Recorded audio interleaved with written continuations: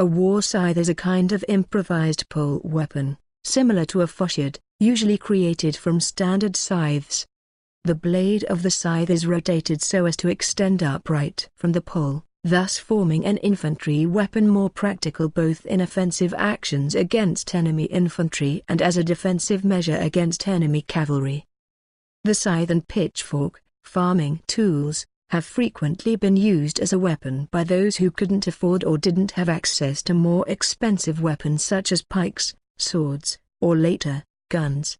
Scythes and pitchforks were stereotypically carried by angry mobs or gangs of enraged peasants.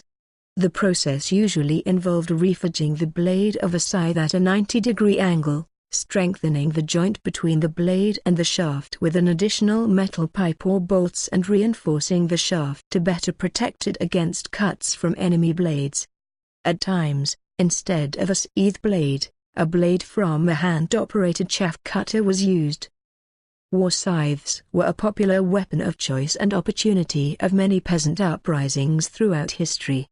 The ancient Greek historian Xenophon describes in his work the chariots of Artaxerxes, which had projecting scythes fitted.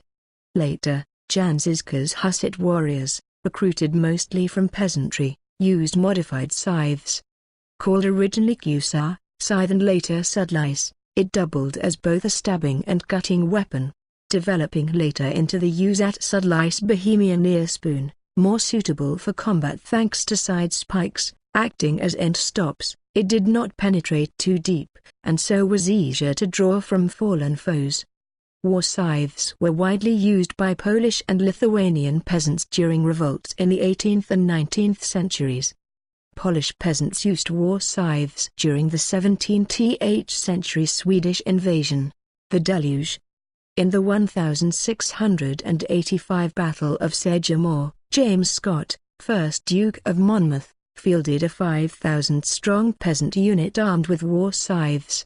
They were used in the 1784 Transylvanian Peasants' Revolt of Horror, Kloska and Krasny, in the war in the Vendee by Royalist peasant troops, in the First War of Schleswig in 1848 in Denmark, and again in various Polish uprisings.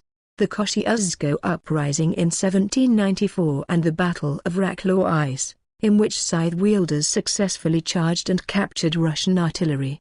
In that year Christian Pietrainer published a field manual, short treatise on pikes and scythes, detailing the training and operation of scythe-equipped forces, the first and probably only such book in the history of warfare.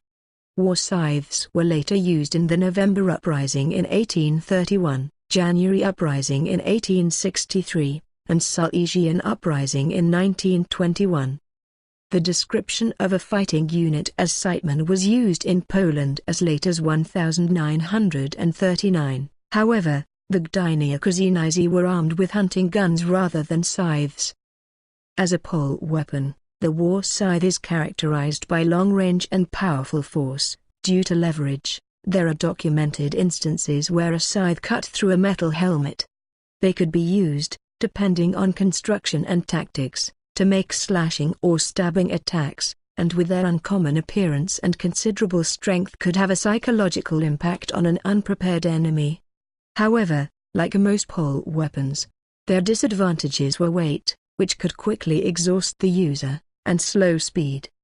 After the German Peasants' War during 1524–1525, a fencing book edited by Paulus Hector Meyer described in 1542 techniques how to fence using a scythe.